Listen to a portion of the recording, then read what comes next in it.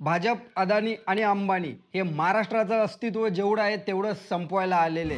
भाजप, अदानी, अंबानी आणि गुजरातचा वरवंटा जेव्हा महाराष्ट्रावरती फिरेल तेव्हा ते तुम्हाला बघणारही नाही. ते तुम्हाला त्या वरवंट्याखाली मराठी म्हणूनच घेणार आहेत. अदानी अंबानीचा ह्या सर्व लोकांचा ज्याला गुजरातचा वरवंटा ज्याला महाराष्ट्रावरती फिरेल ना त्याला ते तुम्हाला बघणार नाहीये. तुम्हाला पण त्या वरवंट्याखाली मराठी म्हणूनच घेणार. ठाण्यातील नॅशनल पार्क मध्ये एक जागा बघितलेली. हा भाग ठाण्यातच येतो. तिथे जंगलतोड होणार आहे आणि इथल्या आदिवासींना हटवलं जाणार आहे आणि ही सर्व जागा अदानीला दिली जाणार आहे. तिथं पॉवर प्रोजेक्ट उभा राहणार आहे असा थेट आरोप राज ठाकरेंनी त्यांच्या भाषणामध्ये केलेला आहे. मनसे अध्यक्ष राज ठाकरे यांनी मुंबईमध्ये कार्यकर्ता मेळावा घेतला.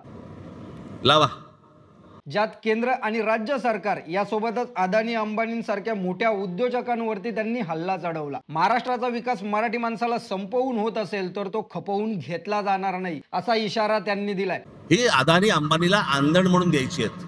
ठाण्यातील नॅशनल पार्कचा मुद्दा उचलत तिथली जंगलतोड आणि तिथली जंगलं जर अदानीच्या घशामध्ये जर टाकणार असाल आणि हे सर्व मराठी माणसाला संपवण्यासाठी तुम्ही प्लॅन करत असाल तर याचा परिणाम मोठा होईल. यासोबतच राज ठाकरे हे सुद्धा म्हणाले की मी प्रगतीच्या आड येणारा माणूस नाहीये, पण मुंबईत आणि महाराष्ट्रात होणारी प्रगती ही जर मराठी माणसाच्या थडग्यावर होत असेल तर मी खपवून घेणार नाही. तुम्हाला वाटत असेल मुंबईमध्ये मोठमोठे रस्ते तयार करण्यात येत आहेत, इथे सी लिंक होतोय, याच्यानंतर इथे अटल सेतू होतोय, पण हे सर्व तुमच्यासाठी नाहीये.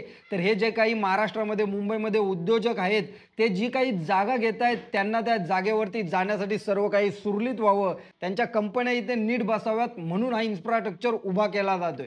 सर्वच गोष्टींना हात घातला जातोय. जिथे नजर पडेल ते आपल्याला पाहिजे. आपल्याकडे कुंपणच शेत खाते, आपलीच मराठी माणसं यांना जागा घेऊन देत आहेत. काही मराठी लोक दलाल म्हणून यांच्यासाठी काम करतायत. केंद्र आणि राज्यांमध्ये तर यांच्याकडे सत्ता आहे आणि जर आता जिल्हा परिषद आणि महानगरपालिका सुद्धा जर यांच्या ताब्यात आल्या तर रानच मोकळं होईल. केंद्रातही आम्हीच पाहिजे, राज्यातही आम्हीच पाहिजे, महानगरपालिकेतही आम्हीच पाहिजे, जिल्हा परिषदमध्ये आम्हीच पाहिजे.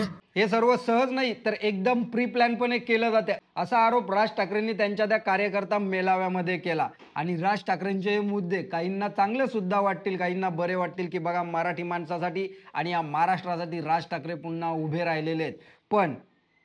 पण पुन्हा एक प्रश्न तोच आहे की महाराष्ट्रात जे काही आतापर्यंत झालं किंवा या महाराष्ट्रातनं मराठी माणूस जो एवढ्या वर्षांपासून किंवा स्वातंत्र्य कालानंतर जो काही बाहेर पडला, बदलापूर, उल्हासनगर, टिटवाला यासारख्या शहरांमध्ये स्थायिक झाला, तो कोणामुळे असे सुद्धा प्रश्न उभे राहत आहेत. आणि या संदर्भात मी मागच्या व्हिडिओमध्ये बोललेलो आहे. तुम्ही ही व्हिडिओ इथे बघू शकता बेल आयकॉनवरती किंवा व्हिडिओच्या डिस्क्रिप्शनमध्ये मी लिंक देईनच. आणि यानंतर लोकांमध्ये अशी सुद्धा चर्चा आहे की आता महानगरपालिका, जिल्हा परिषद आणि पंचायत समितीच्या निवडणुका येत आहेत म्हणून राज ठाकरे आता महाविकास आघाडीच्या सोबत गेलेले आहेत. उद्धव ठाकरेंसोबत त्यांची युती झालेली आहे ज्याचा फटका त्यांना बेस्टच्या निवडणुकांमध्ये सुद्धा लागलाच. आणि आता राज ठाकरे हे महाविकास आघाडी सोबत जाऊन त्यांचेच बोल बोलतायत का असा प्रश्न महाराष्ट्रामध्ये उपस्थित केला जातोय. मला काय वाटतं आपल्या कमेंट बॉक्समध्ये नक्की सांगा आणि आपल्या मुक्काम पोस्ट महाराष्ट्राला सबस्क्राईब करून ठेवा.